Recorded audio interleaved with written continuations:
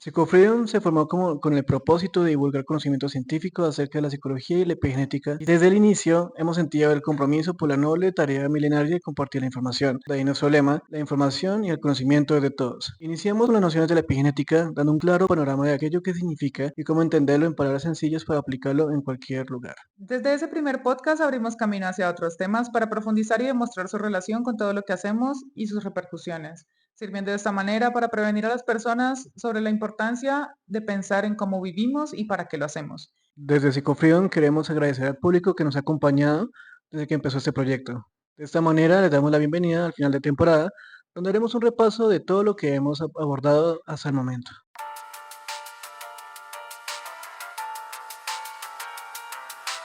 Hello there, sean todos bienvenidos a Psicofreedom. Un podcast sobre epigenética, psicología y sus aplicaciones. Somos Santiago. Y Jennifer. Como mencionamos en el episodio de hoy, queremos hacer un recuento teórico de la primera y la segunda temporada para celebrar este cierre de la segunda temporada. Vamos a empezar con uno de nuestros primeros videos, que fue ¿qué es epigenética? Una ciencia para todos. Y hablamos sobre la incursión en la epigenética, el concepto en el que basamos la idea principal de nuestro canal de YouTube y la base teórica de muchos de los posicionamientos teóricos que hemos indagado a través de estas dos temporadas. Entonces, incursión en la epigenética. En este podcast hablamos del concepto de epigenética, una ciencia que estudia cómo los factores ambientales influyen en la expresión de los genes sin alterar el ADN. Hablamos sobre los cambios epigenéticos, que son unas alteraciones que suceden cuando se comparte la información en el ADN. Hay unos genes que a través de modificaciones se encienden o se apagan, o se activan o desactivan, y esas mutaciones epigenéticas o esos cambios epigenéticos son heredables.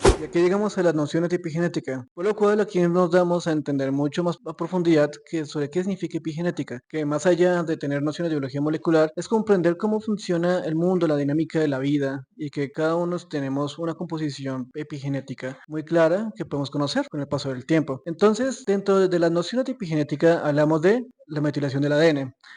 Acordémonos de que la metilación del ADN es el inicio de la expresión epigenética, sin alterar la línea genética, es decir, influye qué genes se activan o desactivan y juegan un papel importante en la expresión génica, manteniendo la estabilidad del genoma. Las alteraciones de este proceso pueden conducir al desarrollo de enfermedades como el cáncer. Otro concepto fundamental dentro de las nociones de epigenética es la modificación de histonas. Estas son proteínas que enrollan al ADN. Son diferentes modificaciones químicas, como la metilación o la acetilación, e influyen en la compactación del ADN, por tanto, en la accesibilidad de los genes para su transcripción. Ya por último, dentro de las nociones de epigenética es importante conocer qué son los ARN no codificantes. Estos son los encargados de regular la expresión génica después de la transcripción inicial de la modificación de las histonas. Los ARN no codificantes son los encargados de participar en los procesos epigenéticos, consecuentemente también en la expresión de los genes. Teniendo en cuenta estos conceptos que explican el basamento teórico de la epigenética, empezamos a formular otros temas como epigenética en la primera infancia. En este podcast hablamos de las cosas que son heredables a través de los cambios del epigenoma y cómo esto puede afectar a futuras generaciones, la responsabilidad que tenemos nosotros, la forma en la que podemos proteger a la primera infancia, ya que es un eslabón muy importante dentro del tejido social. Así que conocer la primera infancia es conocer el trasfondo de las grandes problemáticas que enfrenta la humanidad. Por tal razón, escribimos el libreto de epigenética y bioética, porque la bioética es un concepto muy bonito que nos acerca de la responsabilidad ética y moral que tenemos como especie, acerca de los avances industriales y tecnológicos y su repercusión en el medio ambiente y por lo tanto en nuestra salud física, mental y emocional, al igual que impactan en los demás seres vivos de este planeta. Entonces, la bioética es quizás uno de los episodios de nuestro podcast más bonito en el que nos hemos sentido más identificados a raíz de este proyecto. Es cierto, la bioética fue un capítulo que disfrutamos mucho escribir, disfrutamos mucho grabar y disfrutamos mucho que muchas personas se interesaron en ese capítulo, sobre todo muchos profesionales. Dando ese curso que también identifica mucho a Psicofreedom y es la desmitificación de información que ha sido estigmatizada, que no es corroborada científicamente, etc. Decidimos escribir la epigenética y el uso del cannabis como una perspectiva científica de las utilidades del cannabis, su historia como una planta medicinal muy ancestral, todos sus beneficios, los riesgos de usarla, las contribuciones que nos ha hecho la política, su estigmatización y la falta de cultura hacia el uso del cannabis de forma medicinal. Uno de nuestros basamentos científicos más importantes para este podcast habla sobre las nuevas ciencias y cómo con el tiempo hemos conocido la influencia directa del cannabis en el sistema nervioso, conocido hoy en día como el sistema endocannabinoide, sistema que todos tenemos incluido en nuestro cuerpo. Y este sistema en particular pues activa o se activa al ingerir el componente del cannabis denominado THC, el cual también activa los receptores del CBD1 y el CBD2, alterando la percepción, el control del dolor, ayudando al organismo a dormir mejor y a procesar la comida, entre otros beneficios. En este podcast también mencionamos que no es una sustancia para que todo el mundo consuma y que hay que tener un consumo regulado y ojalá fico de las sustancias. Si quieren investigar más sobre el tema del cannabis de forma medicinal desde un punto de vista médico, les recomendamos un video del doctor Julio Jaramillo que explica desde el punto de vista médico de la medicina integral las ventajas del cannabis. Después de hablar el importante rol que juega la marihuana o el cannabis en nuestra sociedad y su vinculación con la epigenética, hablamos también de algo mucho más profundo. Aquí hablamos de epigenética y planeación familiar. ¿Por qué? Porque todo inicia desde el concepto de cómo vamos a formar un hogar, qué tipo de educación le vamos a dar a sus hijos. Lamentablemente, una de las decisiones más difíciles que enfrentamos como sociedad es abordar un sistema que no enseña a los padres, no enseña acorde a la actualidad a nuestros hijos, y eso enfrenta otros dilemas mucho más profundos a nivel pedagógico y ético. Por tanto, vale la pena aclarar que es un entorno familiar. El entorno familiar es uno de los tejidos más profundos que construimos en la infancia. Es ahí en donde forjamos el marco de valores y creencias. En otras palabras, nos da una visión del mundo que dependiendo de quienes nos eduquen puede ser positivo o negativo. Así que hablar de planeación familiar es hablar de un mejor futuro sostenible para todos desde una base ética que es la educación.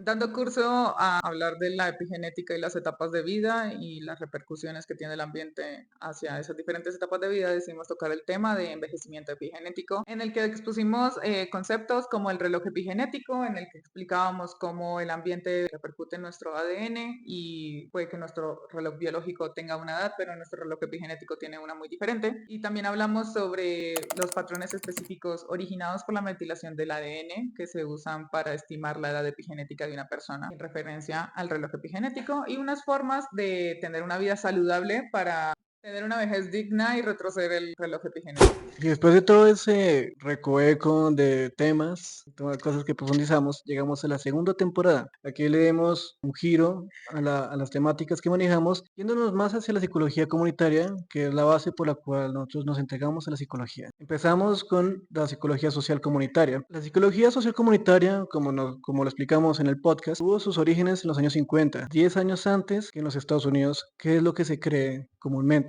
¿Por qué surgió? Esta es la respuesta a las necesidades y realidades específicas de las comunidades del continente latinoamericano, afectado por diferentes tipos de sometimiento y crímenes. Este fue un enfoque novedoso que sirvió para promulgar otros movimientos y para enfocarnos en las comunidades y en el ser humano y en las capacidades resolutivas que tenemos todos si nos ponemos de acuerdo para un problema.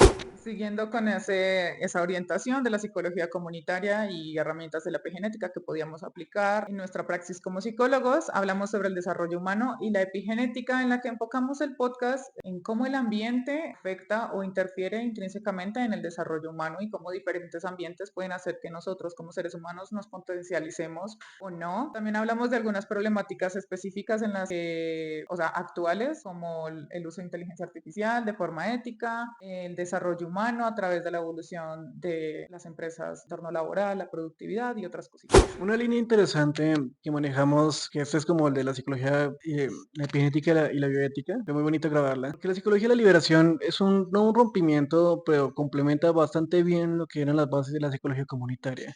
Esto fue un movimiento, un estudio surgido en El Salvador a raíz de Martín Baró en 1986, donde nos habla de las relaciones del poder y la desigualdad, con los aportes psicológicos de Maritza Montero y de otros psicólogos anteriores a él que contribuyeron a la formación de la psicología comunitaria. Esta corriente tiene propósitos precisos y es la razón vigente hoy en día acerca de la liberación, la recuperación de la memoria histórica y recuperar las tradiciones como la identidad de cada cultura. En este punto ya nos habíamos como sumergido en el tema de la cultura, de la identidad y que quisimos hablar del término desideologización en América Latina, del que nos habla Martín Baró y Maritza Montero y otros referentes bibliográficos de la psicología comunitaria que la han contextualizado a Latinoamérica. En este episodio hablamos sobre desideologización, como mencioné, hablamos de colonización, hablamos de cómo eso nos ha afectado a nuestra salud mental y cómo eso modificó la psicología hasta llegar al punto de psicología comunitaria según Martín Baró y otras estrategias que han ido innovando los latinoamericanos a través de políticas públicas en esta década. Y uno de los roles más importantes como personas de ciencia, personas que divulgan conocimiento científico para todos, es desmitificar la misma ciencia que lamentablemente está distorsionada y contaminada con algunas opiniones que usan los preceptos, los conceptos de ciencias como la biología, la psicología para alimentar otras ciencias que realmente no son ciencias, sino que se consideran pseudociencias, porque solamente se basan en lo que ellos creen que debería ser una ciencia, como la astrología, por ejemplo, la psicología positivista o las constelaciones familiares. Entonces, ¿qué significa desmitificar la psicología? La psicología es mal interpretada y rodeada de mitos que distorsionan su verdadera naturaleza y propósito. Esto para cualquier ciencia es un deber, aclarar que es una ciencia basada en evidencia que estudia el comportamiento humano. Los psicólogos no damos soluciones mágicas ni nos centramos en la doctrina de la felicidad como el centro de toda terapia. Tampoco ahondamos en los errores de nuestros seres fallecidos como una posible explicación a la desgracia que padecen algunas otras personas. El psicólogo, ante todo, es un profesional que utiliza métodos científicos para ayudar y promocionar el bienestar. De esta forma, nosotros promulgamos una psicología transparente, ética, enfocada en el ser humano.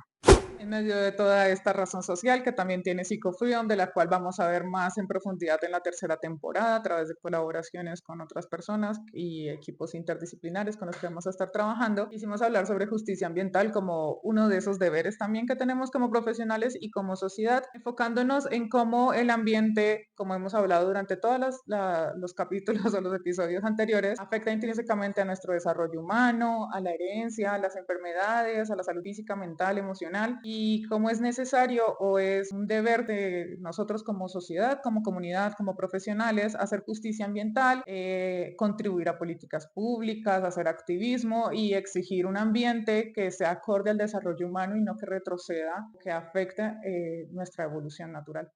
Para finalizar la segunda temporada, sacamos un tema que se relaciona con todo lo anterior, que se tituló Herencia del trauma desde una perspectiva científica. Entonces, ¿qué significa hablar de la herencia del trauma? Eso significa romper con algunos paradigmas y muros bien construidos que acompañan la idea de que todo dolor tiene una razón de ser, desde una experiencia negativa de un ser fallecido. Pero esto se alimenta bastante en la pseudociencia de la constelación familiar como un punto pues, para darle la razón de la terapia a todo. Entonces aquí quisimos dar una explicación científica de lo que significa la herencia del trauma. Ciencias modernas han comprobado que el estrés padecido por algún familiar directo o indirecto puede influenciar a niveles epigenéticos cambios en la estructura cerebral, cambio en cómo se expresan las células cerebrales y a su vez otros órganos del cuerpo, como en este caso los estudios han comprobado que afecta a las partes reproductivas, dejando una herencia epigenética muy clara a las siguientes generaciones. Por ello es importante clarificarlo y basarnos en evidencia, como lo hicimos en este podcast.